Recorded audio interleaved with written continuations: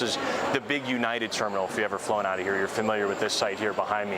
You can see, look, this is pretty smooth sailing. I think it took us no more than 6 or 7 minutes to get through standard screening. That's not pre-check, so we did the whole thing. To take off your shoes, everything out of the bag, the whole nine.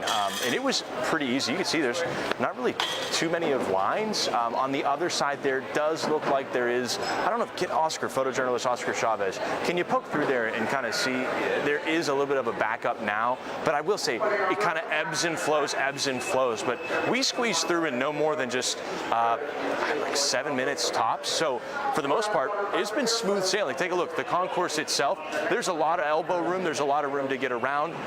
I'm kind of shocked for one of the busiest travel days ever. Remind you that all of the top 10 busiest travel days in TSA history, like all time of ever air travel, have been in the calendar year 2024.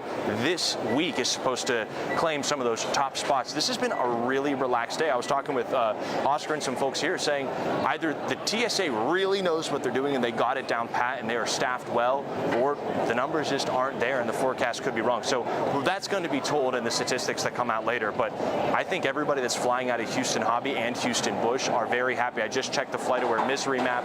There's been only 2 delays reported at Hobby and only 1 delay reported here at Bush. Of course, we're still very early on in this busy day. A lot of things could change, but that's really good news as to where we're at now. As for our flight, where are we going?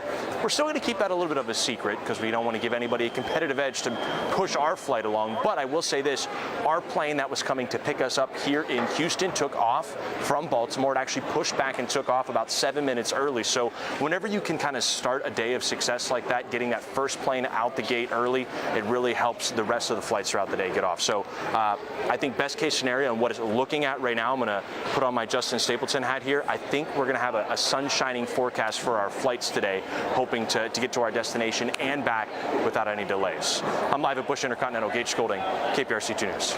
Okay, safe travels, Gage. Thank you so much. We'll be tracking Gage as he flies out of Houston and back today. You can follow along as he takes this journey. Just head on over to our website, click to Houston.com, and find this article on our homepage. It is 7:38. We're going to toss things over to Mr. Stapleton to get confirmation on that forecast.